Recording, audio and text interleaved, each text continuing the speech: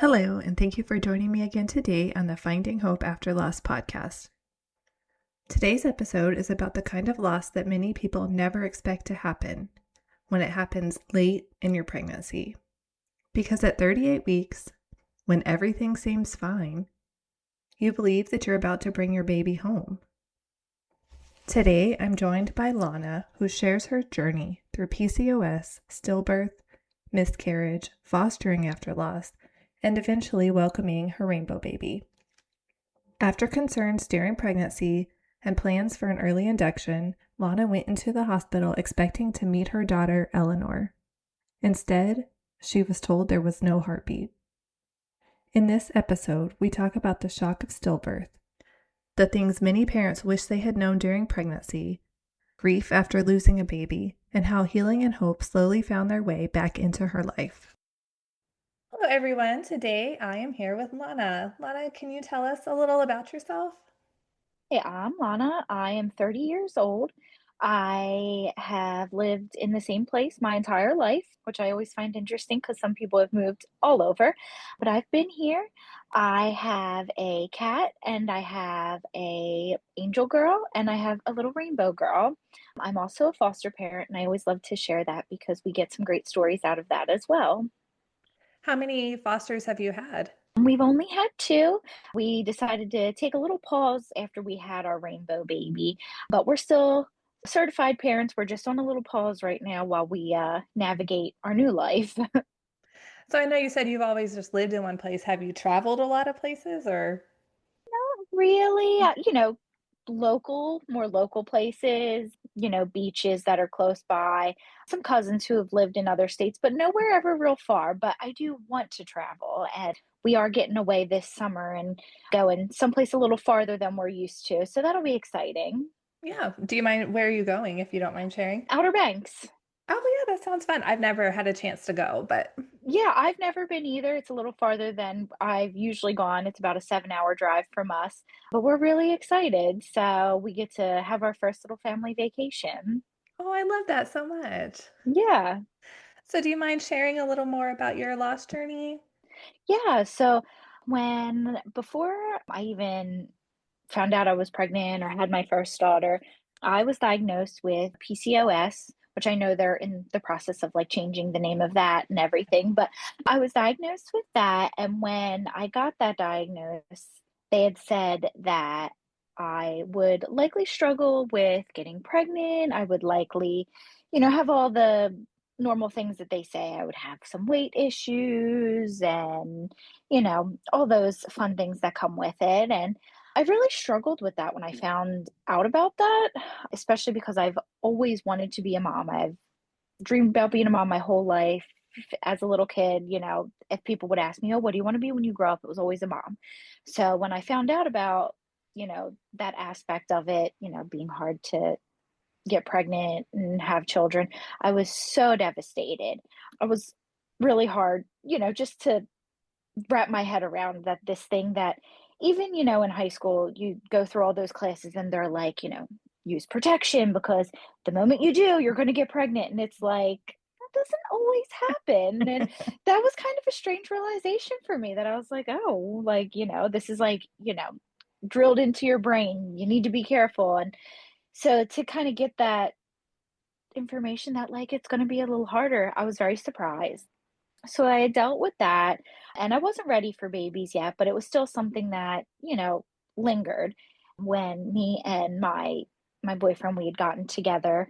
We had been friends all through high school. We knew each other very well. We didn't get together until we were a little older, but I made it a point to say to him, I have been told that I could struggle with fertility, and I just want you to be aware because if this is a problem, I need to be with somebody who's okay with doing things that might not be just a normal have a baby, like we need to be okay with IVF or adoption or, just whatever that might look like for me if that's what I need. And he was like, yeah, because what else is he going to say? We just started dating. Here I am. Like, this is how I want to have kids. Right. But that was important to me. And it's always been more important to me than anything else, being a mom. So I've always made sure that I've dated people that were okay with, children. we had talked about it. He was like, yep, that's fine. And to our very big surprise, 3 months later, I was pregnant. And it was quite the shock after being told how hard it would be, how difficult it would be. And when I tell you I was terrified to tell him because I was like, oh my gosh, I just told this guy 3 months ago that it will be so hard. And here I am.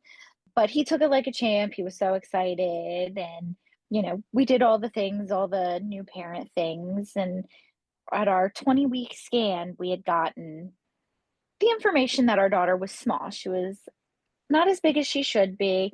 So they were going to monitor her. It wasn't super concerningly small yet, but I started getting additional growth scans and they were just monitoring her more closely to be sure that, she wasn't like failure to thrive or anything like that. So we kept on trucking along and things were still good. She was still measuring small, but nothing, again, nothing concerning that they felt needed immediate attention. They decided right around 30 weeks that they would likely deliver her early just to make sure she was getting the nutrients she needed, get everything that she needed. So they had picked an induced date at 38 weeks. They said, at 38 weeks, we'll take her and, just to make sure she's getting everything since she's, still running a bit small.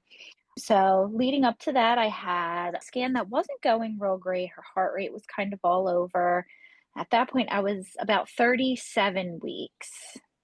Yeah, I think I was 36 or 37.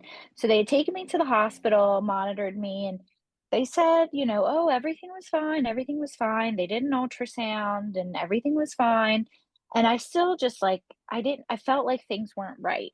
And I kind of kept advocating for myself throughout the next week or so because I knew I was getting close to delivery, but I just I didn't feel I felt like things just weren't right. Like after that last appointment, things just weren't right.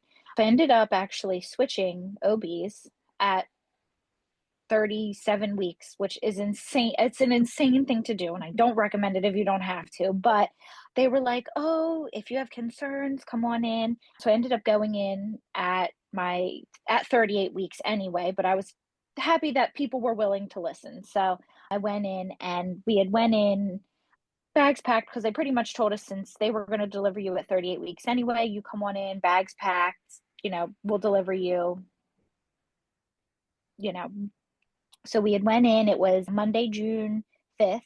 We had went in. They were doing, all the basic stuff, getting you all ready and introducing themselves because again, this was a whole new practice. They were so great. They were very, very nice. I remember her pulling out the heartbeat monitor and she put it on and she couldn't find anything. And she was like, "Is this usual?" And I said, "No." I said, "We've never had a problem with the fetal heart monitor." And she said, "Well, not unusual when, as they get bigger, sometimes it can be harder on this, depending on which way they're laying." She said, "Let me go get the ultrasound machine." So we're like, okay. I was a little worried, but, they try and keep you like, oh, it's probably just fine. So I'm like, okay. And so my boyfriend, Justin, he was sitting across the room and I kind of looked at him and she left and he's like, "Everything's fine." I'm like, okay. She comes back in with the machine and she starts going over it and she's doing it for a minute and she's like, "I'm actually going to go get the doctor." And I knew immediately because that wouldn't have happened. And I just looked over at my boyfriend. He looks at me. No words were exchanged. He came over, he stood next to me, he held my hand, and we both just started crying because we just knew something was wrong. So she came back in with the doctor and he did it. And it felt like forever, but it was probably 10 seconds. And I was like, "Is my baby all right?" And both of them just looked at us and they were like, "We're so sorry." They couldn't find a heartbeat. So immediately they took us up and got us all hooked up to everything. We called both of our moms. I called mine, he called his because we wanted our moms to be there for us. So both of them were at the hospital with us. They induced me right away. We didn't, they give you a chance "Oh, do you want anybody to come?" We were like, "No, we want to do this. We want to have her. We want to get what time we can with her and, kind of just get it done. We don't want any more time now." So we They started it at about 5 p.m. that Monday night, and I had her by before 9 a.m. the next morning. And they had found out that what had happened was her cord was excessively long. They say everybody's cords are different, but her cord was very, very long, and she had gotten herself wrapped up in it. It had caused her to stop breathing, lack of oxygen. It was wrapped around her neck 3 times, her leg twice, and her arm once. So they were able to give us the cause of what had happened to her, which was, I hate to use the word, like good or reassuring, but it gave me a peace of mind because I know some people never get the answers as to why. So I was really glad that we had gotten the reason as to why it happened.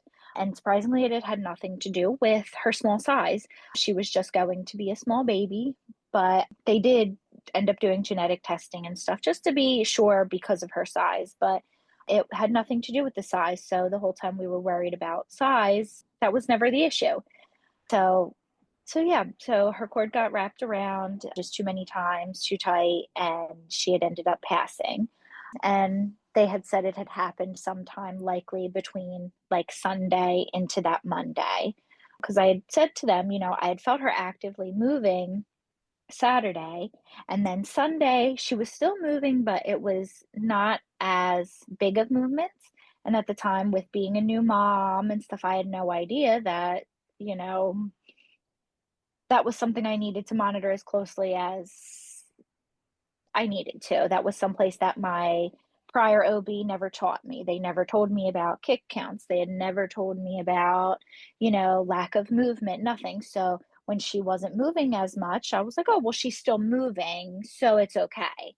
But they had told me that babies, after they pass, they still float. And especially when you're that far along, you'll feel it more so than you would if you were not as far along. So I was still feeling her move because she was still floating.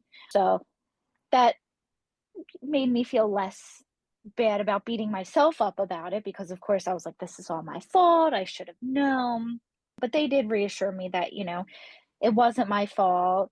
I didn't have proper information about what I needed to know about. And two, I was still feeling her move. I just didn't know that that was why. And that I had tried advocating for me and her. So there was just a lot of things behind it. But the hospital that I did end up delivering at was really great. And they did a bunch of extra testing just to make sure that everything else was normal. And they gave us time with her. They gave us the cuddle cot. So we were able to keep her in our room for a little bit. Of course, she was never in it. She was in my arms the whole time anyway, but it was just a nice thing to have.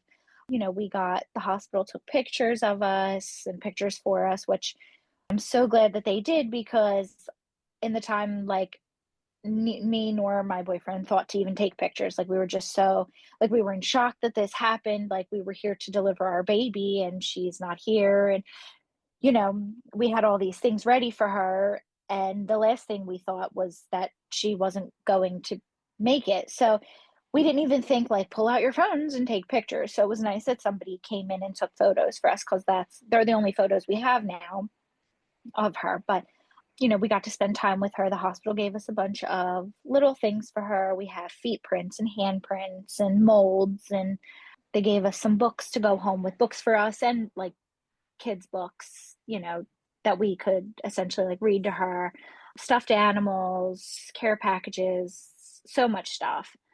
So we ended up, spending some extra time with her there.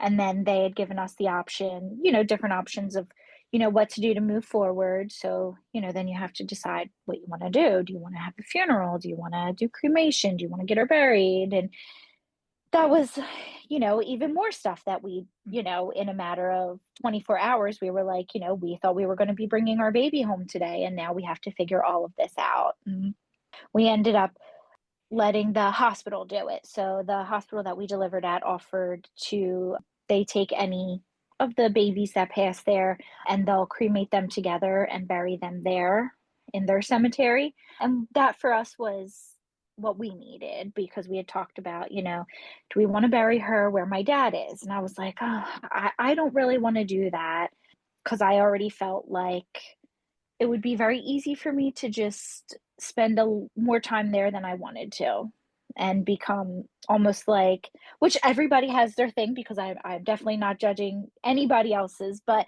for me, I knew that I would feel stuck. Like I already have my dad there. I would feel stuck here. I would feel stuck, you know, because she's here, and I wouldn't ever be able to leave because my daughter was there. And then we had talked about cremating her, and I had said, my that's what my boyfriend had talked about, and I said, I hate to be this way, but like my grandparents are cremated and they're in like a cupboard somewhere. And it's like I don't want her to end up in somebody's cupboard someday. It just didn't feel right to me either. So I'm like, well, what feels best to us? And when the hospital had told us that when they do it, they cremate them with other babies, me and him were like, that sounds like the right choice for us. We felt like for us, you know, it put her with other babies and she wouldn't be alone, and it just gave us a peace of mind to know that. So that was what we ended up choosing to do, and we're glad we did it because it was definitely the right choice for us.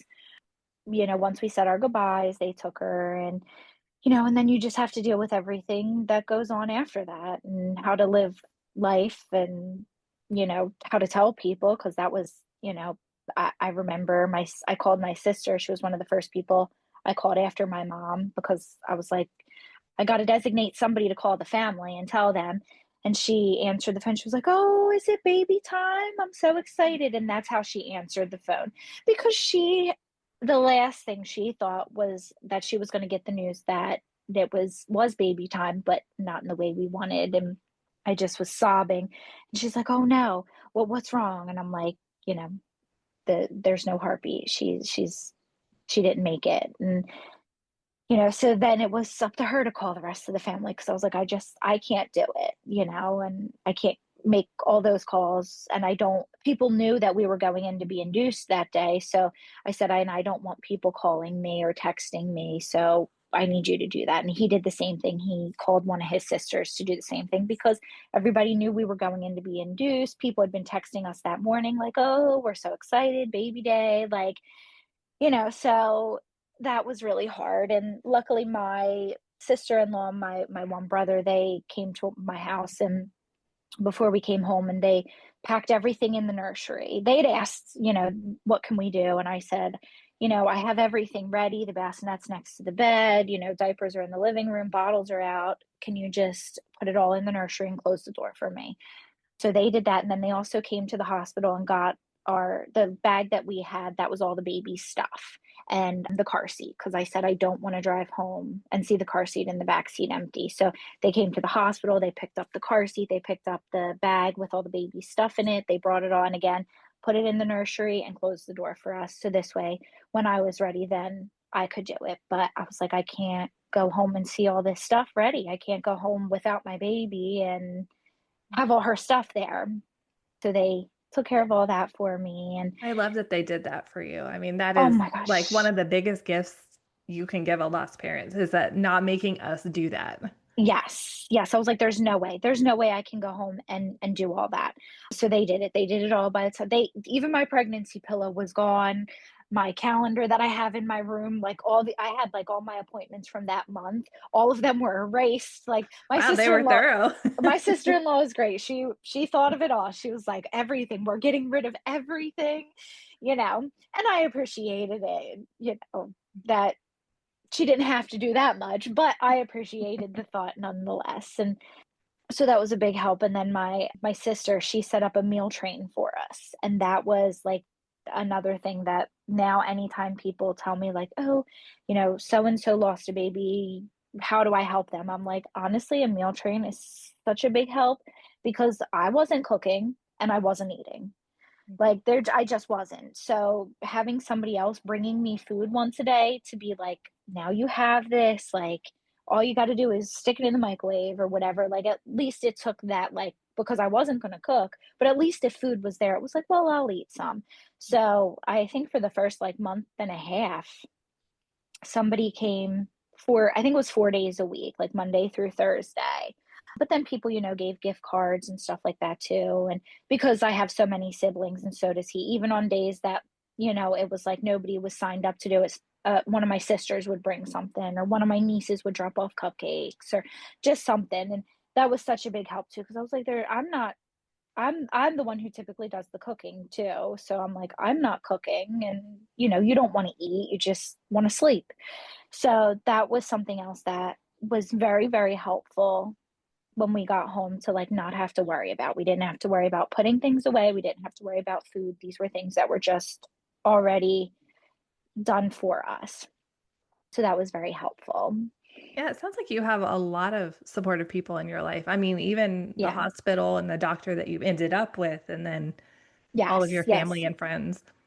Yeah. We got very lucky to have a good support system. And even now, my daughter, her third heavenly birthday is coming up in 3 weeks now, or a little over 3 weeks. But even still, like my family is very good at, my daughter's name is Eleanor, and we call her Ellie, and they're very good at like, oh, I'm wearing my Ellie bracelet today. Like my Ellie went to prom the other night, because my niece went to prom, and she's like, look, I'm bringing Ellie with me, like with her bracelet. Or are we doing anything for Ellie's birthday this year? And just making sure that they still include her in things. And we do a walk every year with one of the local groups for lost moms and families. So we do that every year. My siblings love to come to that. And we walk for all the lost babies. And, they do all sorts of fun stuff like raffles. And we just went to a baseball game, the Phillies, because I'm in Philadelphia. We went to the Phillies game with that same group. Like, so they do a lot of stuff to try and connect local lost families. And my family loves to do all that. My sister and a couple of my nieces went to the game with us, and they love going to the walks and doing everything that they can. So that always makes me feel good that, they're still doing things for my daughter, even almost 3 years later. She's still very much included in our life. And we represent her by ladybugs. And my niece, about a year ago, sent me a little ladybug stuffed animal in the mail. She lives very close, but she knows that I like mail. So she had sent me a little ladybug in the mail, and it was like addressed to my daughter. And so it's always so nice. I love that. And even still, sometimes people will send like just little things if they think of her, and they'll always address it to her, which is another thing that's very important to me. I like when people address things to her, like it's for her. We call it her shelf. I have a shelf that's for her. So if it's for her and it's for her shelf, I like it labeled for her, because it's not for me, it's for her. So Plus, I we mean, still how do often that do we stuff. get to, see their names or hear their names? We don't get to Yeah. see that. So, So anytime I can, I really appreciate when people do that. It just makes you feel so good to know that people are still talking about her, or thinking about her, or doing things for her, because we can't. There's not much that you can do when your baby's not here. So anytime you can, it just makes you feel so good. so I know you mentioned that you also were a foster parent. Was that Mhm. something that you wanted to do because of losing her, or was that a separate thing you had So always, yeah, I had always wanted to do it. My grandmother was a foster parent and adopted children. My mom was a foster parent. Not while I was born, it was before me, but I have aunts and uncles that were my mom's like foster siblings, and we're still very close with them. So I kind of just grew up that was kind of a norm. Like, people had babies and they needed help with their babies. And so that's what you do. You help them, and then that's family. They're your family. So after we had lost my daughter, Eleanor, we had talked about it. And my boyfriend was like, I'm just not ready. And I feel like you're not ready either. And I feel like you're almost just desperate to just have that feeling. And I was. And I was like, you know what, you're right. Like, I'm so just aching for that this is more out of desperation, and not doing it because they need it, but doing it because I need it. And I needed to be in a better mindset than that. So after it was over a year, we had started talking about it again. It was right after my daughter's first birthday. We had started talking about it again, and we were not trying, but we were not preventing either. So we were kind of in this place of like, well, we've been not trying, not preventing for a year. We're not pregnant. Our daughter's first birthday is coming up. We still have all of her stuff, and I felt like I was at a point where I was ready to use that stuff. And so we had talked about it again, and he was like, okay, like if you're ready, then we'll do it. So we did everything we needed to do for it. Started the process in like, I want to say like around August, and we were certified by November. And we got our first placement December 3rd. So Oh, wow. yeah, within like a week and a half of getting fully certified, we had got our first placement. So that was bittersweet. It was a little girl. She was 4 weeks old. So we were using all of my daughter's things. We were using her room, and we were using her crib and her bassinet and her clothes. And people kept saying, well, isn't that so hard? Isn't that so hard? And I was like, it is, but it's also so, like, just so sweet. Like, it just feels so good. It felt so good to me. Because I think my boyfriend, he was a little worried too, how if that it would be really hard for me to be using Eleanor's stuff on somebody else, and, you know, what that might bring up for me. So it was actually really therapeutic for me. I loved being able to put our foster daughter in my daughter's clothes and having her use her toys and things, because I was like, my daughter would want this. She would want her things being used, and she wouldn't want them to just sit in an empty room with a closed door. So, and we had started going, obviously, before, when once we started talking about doing fostering, we had to go in the room. So, we had went in the room and straightened it up. We even changed the paint a little bit. The room was tangled for my daughter. We did Rapunzel tangled. So we kept the purple, but we replaced the pink wall with a blue wall, and we did it more of like an outer space theme. But we had kept certain pieces, like, so we had kept the purple for my daughter, and we had kept all of her like pictures and things that people made for her. My nieces are very artsy, so they had made different crafts that we had put on her wall. So like we had still kept a lot of that. So, then we were back in there, you know, putting clothes together for this new baby that we were getting, and, all that. So, but being able to do that was great. Like, it was really therapeutic for me. And everybody's like, oh, she's so lucky she had you. And I'm like, I feel like I'm lucky to have had her. She healed me in so many ways that I just didn't even know I needed to be healed. I had these empty arms, and I had been missing my daughter for about a year and a half at that point, and her stuff was just sitting, and it would just felt so sad. And then we got her, and it was so exciting, and she was so much fun, and she needed me as much as I needed her, and we were able to just heal each other, and it was beautiful, and still be able to, include my daughter in all that by using all of her things. And it was just great, and it was such a wonderful thing to be able to do for us. Like I said, I loved being able to use her things. How long did you have her as a foster? We had her until she was 7 months. So she went home.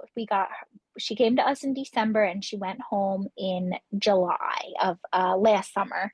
We still see her though. We have a very good relationship with her mom, who she's home with, and her family. She's got older siblings that, we see, and we visit them, and they're great. They've been great. We're so thankful that they've let us stay in her life, and they appreciate us and love us too. So it worked out very well, because that doesn't always happen. You don't always get a great relationship when you foster with the parents when they go if they go home. And we've been very lucky that, we've been able to maintain that relationship. And now we tell her all the time that she's our rainbow baby, and they're cousins, and they have matching jammies and So all sweet. sorts of fun stuff. Yeah, yeah. And she knows about Ellie too. She knows about our Ellie girl. And, they make it a point too to include my Ellie and things and talk about Ellie. So, she's still a little. She's a little over a year, but she still knows about, our Ellie and who that is. So it's really great that we get to still have that relationship with her. That's so sweet. I love that Yeah. so much. It's like Yeah. she's got this huge family that's always, your daughter has this huge family that even extends further than Hmm. blood, just Yeah. Yep. Yep. She's got a whole lot of people who love her and who get to be a part of her story and get to share her story. So you also had a rainbow baby, right? So I when did. when did that, or how long after losing her did that happen? So I found out I was pregnant. It was about this time last year. It was right before Mother's Day last year. So between my daughter that I lost, Eleanor, and my new baby Sophia, I had had two miscarriages. One was in right after we had gotten the first one was very early on. It was only maybe 3 months after we had had her. The doctors had said it was likely just because my body wasn't ready and, it was too soon and all that. So we didn't take that one. It was hard, but it was kind of like, okay, well, this is why. Then we didn't get pregnant again for was a year and a half because then we'd gotten our next first positive pregnancy test December, not this past year, but the year before, right around when we had gotten our foster. She had came to us, and then like 2 weeks after she had came to us, I had gotten a positive pregnancy test, and I was like, oh my gosh, we're going to be taking care of a new baby with, but so that one we were very hopeful for and excited for because we were like, oh, it's been 2 years, my body's ready. And we were so excited. And we had ended up telling family very early just because we were so excited and so hopeful. And, we are like, oh, we would be due in August. And our family was so excited for us. And that was over Christmas, and it was my birthday. Actually, it was January 8th. I started bleeding, and so I had said to my boyfriend, I was like, I want to go to the hospital, I want to get checked. So my mom had watched our foster daughter for us while we went to the hospital, and they were like, your baby's not growing. They were like, you said you're 10 weeks. I said, yeah, I'm 10 weeks. And she said, your baby's only about 5. And the heart rate was so low. She said that the baby was like actively passing, that it wasn't going to survive. So that was not the best way to spend your birthday. So we were really, really just devastated because we were like, we were so hopeful for this one. And we were so excited. And then again, telling family, and, we were like, well, and then there's kind of some blame there. We're like, well, we shouldn't have told anybody yet. It was too early. And now we have to disappoint everybody again because there's a level of like, I don't want to say like guilt, but it's your baby. So then you have to tell people, and it's like they're sad for you, but they're sad too. So it's like, my family was so sad for us and so sad themselves. And so, but, we were so busy with the new foster baby that we had that I kind of just poured everything into that. I even said to myself, I was like, she needs me right now, and I just need to be there for her. And that's that. And we'll get through this. I'll grieve this, but I need to be here for this baby right now. She's the one who needs me. So we had pushed through that. And like I said, and then it was March, I think March.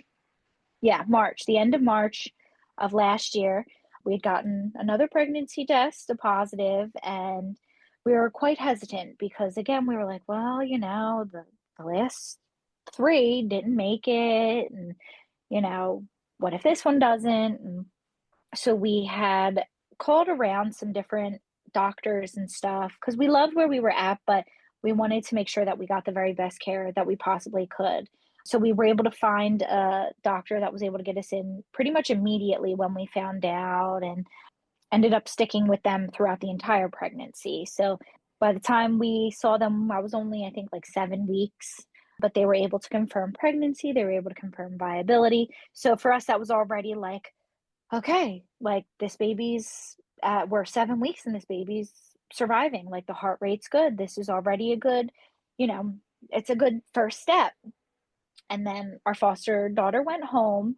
So we were focused completely on this pregnancy, which I don't know if that was a good thing or a bad thing, but we, Could be a bit of both.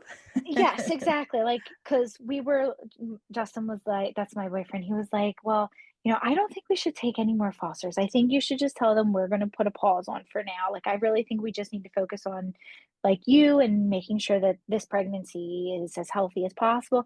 And I was like, yeah, but I also don't want to like overthink about things. And he was the one that was kind of like, I'm not ready. Like, I think I need to just focus on you.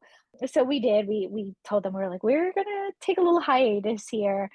But luckily everything was good throughout the whole pregnancy. Just it was always good appointments. I was considered high risk, so I did have a few more appointments than I guess normal pregnancy, which I wouldn't know because I was high risk with my first one too, because of her being small. So I don't really know what a normal, I guess, pregnancy would be, but I'll never complain. You get extra appointments and extra, ultrasounds and all, and that was always reassuring getting to see her and stuff. And it was hard though. It was very, very hard. I remember I was 14 weeks and I was spotting a little bit and I just was sobbing. I went to Justin. We had just had dinner and I went to the bathroom after dinner and I came out and I was just sobbing. And him and my mom both, we live with my mom as well.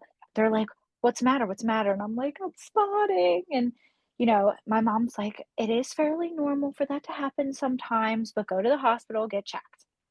We drove to the hospital. I made myself so upset. I was throwing up in the waiting room. I mean, it was just awful.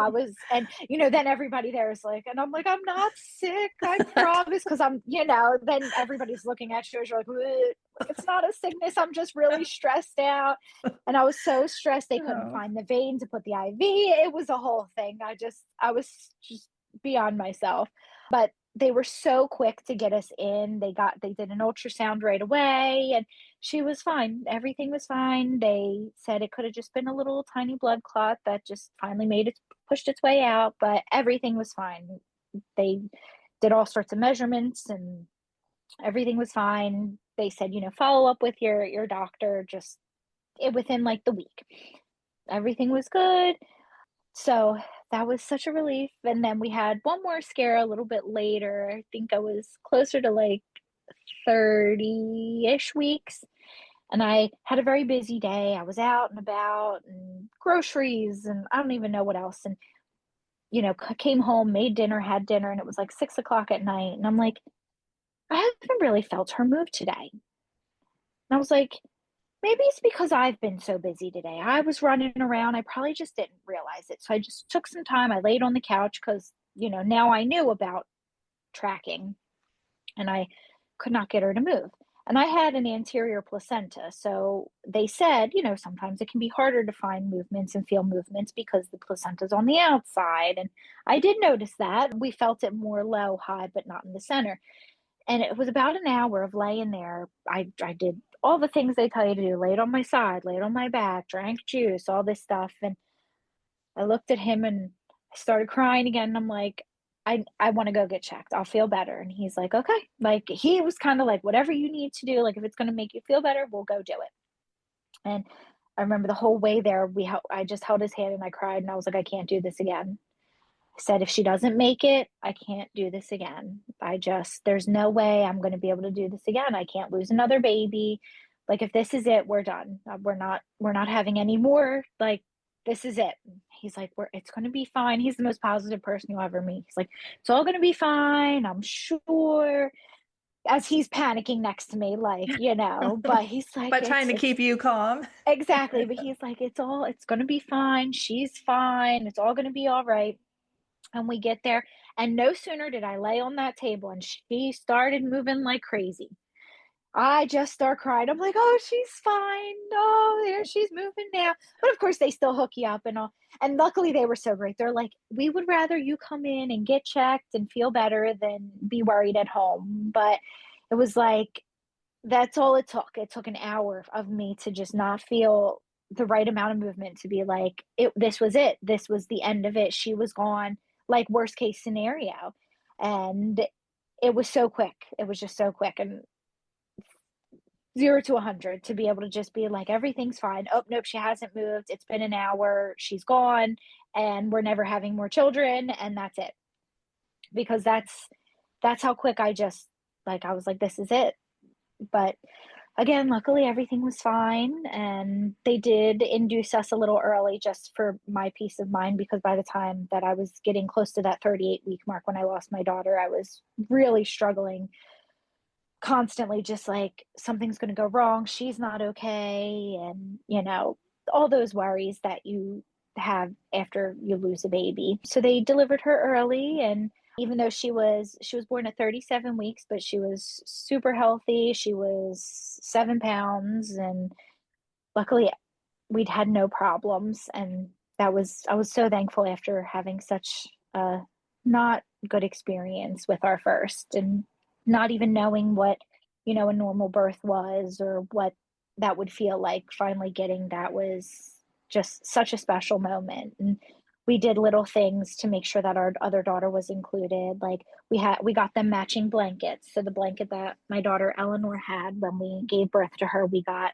my daughter Sophia the same one, but with her name on it. So they both have their blankets. And we got special necklace and just some special little things, because we wanted to make sure that we still included, because if she was here, she'd be a big sister, and we wanted that to be a big thing. Even when we did like our maternity photo shoot, we got a onesie that said, handpicked for Earth by my sister in heaven. And we had a couple pictures taken of our teddy bear that has our daughter's name on it, and all that's for her in the picture. And we just really made sure to do a lot to include our other daughter in it as well, because that was important. I love that they have, the matching blankets and everything. I mean, because yeah, they're always sisters, whether one's here or not, they're always part of the Yeah. family. And Yeah, and it's so Jasmine is important. I was just gonna say Jasmine's part of our family too, as both a little sister and a big sister. So, she still Yeah. has like her place in the family. Yes, yeah, whether she's here or not, it's important. Yeah, and that was something we had talked about when we had our Sophia, that, we want her to know who her sister is. And it was very, very important for us to make that a point, that as she grows up, she always knows that she has a sister. She has an older sister. Her sister may not be here, but, she has an older sister. And, that it's an important thing. And so, like, we had a bench made for our daughter about a year after her passing. So, like, we took my daughter Sophia, we took her there and did photos there with her. So she's got photos at her sister's bench, and that was so special for me. I like cried while we were taking those photos, because I was like, oh, it's so bittersweet, because now she's got photos at her sister's bench. And it's a place that, and it's at a park. It's at like a really cute little park by us, and it's got a stream and all. So I'm like, as she grows, it's someplace that we can go, and she can kind of have that. Like, she can play at this park. We can sit on the bench and have lunch there. And it's her sister's special bench. And, we have all of our stuff at home too, from stuffed animals, and, you know, her whole shelf that just has little mementos and pictures of Ellie and all that on her shelf too. And, I'll take Sophia over to it, and I'll say, oh, let's say goodnight to Sissy, or oh, let's turn Sissy's special lights on, because we have like little twinkly lights. And, where if we walk past and the light catches her eye, I'm like, oh, do you see your Sissy shelf? Like, because it's just so important for us to make sure like she knows everything. When we get her stuff, it's always like the little sister. And, she's got lots of like little sister jammies, and, just anything to make sure that, which right now it's more for us, but I want it to be important to her too, as she gets older, to know that she's got a special big sister. Well, is there anything else that you'd like to share or add about anything? Oh, we do every year for her birthday, we do something special. So we always do some type of meal, whether it's breakfast, lunch, dinner, depending on what day of the week it is. But the first year it was on a Saturday, so we did no, it was on a Friday. So we did breakfast for her first birthday. We did breakfast with grandmoms. So the four people that were in the hospital with, so me, him, and then his mom and my mom. So we did a very small breakfast, just the four of us. And we took her picture with us, sat it on the table, and we just had breakfast with her for her first birthday. And then me and my boyfriend went to a concert that night with friends. We all wore, including my friends, we all wore bracelets with her name on it, and like little shirts and stuff. So we did that for her first birthday. Last year for her second birthday, we did dinner with more extended family. So we kind of opened it up and had more extended family there. And then we had a little party for her. at our house. So my sisters, because I have a very, very big family. So my sisters were all able to come, my nieces, and we just did like snacks, like, chips and just something where we could all get together and celebrate her. And then this year, because it's coming up on June 6th, is her birthday. So for her third birthday, we are doing breakfast again with any extended family that wants to come. And then we're going to a baseball game with family.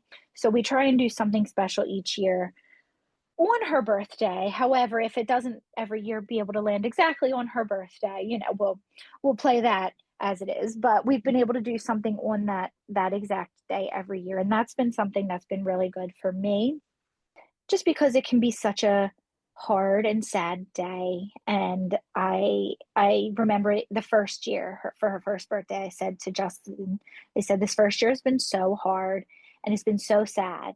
And I said, and I don't want everything about her to be sad. I don't want everything about Ellie to be sad. She deserves a day where I'm not sad about her. Like, I can miss her, but I don't want her to just be sad. She was beautiful. She's our daughter. I love her. And I want to be able to also do happy things with her. So that's when we decided, like, we were going to do something big. And that's when we decided to do the concert, because we were like, how fun would it be to go to a concert with our friends and just have such a good day? So, like, that was something really important to me, that every year on her birthday, we do something, even if it's not huge, but just something special that makes us happy instead of just feeling this sadness. And never fails, every year the next day is always a very hard day. The next day is always a low, but I always make it a point to make sure that the day of her birth is a happy day. I love that because, yeah, I really don't think, like you said, that they would want us to be sad forever and, not No. have those happy moments. They don't want us to be sad and cry all the time. Yeah, and especially that first year. Like, that first year is so hard.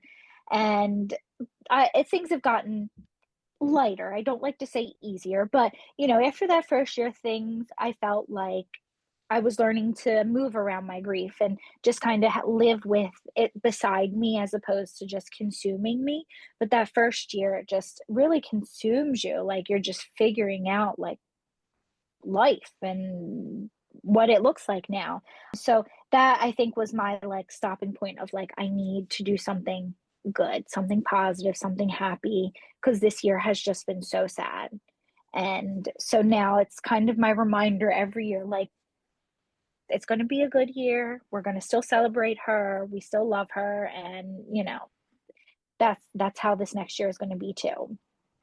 Well, I want to thank you so much for coming on and sharing your story with us today. Yeah. Yeah. Thank you for having me. I'd love to share any excuse to talk about my girls. Thank you so much, Lonna, for sharing your story with us. Sometimes the hardest losses are the ones that no one ever saw coming.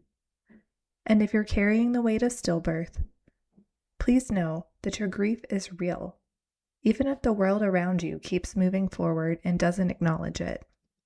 One small thing that you can do is give yourself permission to hold on to your baby in whatever way feels meaningful to you, whether it's continuing to say their name, celebrating those special dates, wearing something that reminds you of them, or simply continuing to talk about them and share their story. Because the love for our babies doesn't end after loss. If this conversation meant something to you, please consider sharing it with someone who might need it, or leaving a quick review on Apple or Spotify. It really helps more families find these stories and feel less alone. Thank you so much for tuning in, and remember, we are all in this together.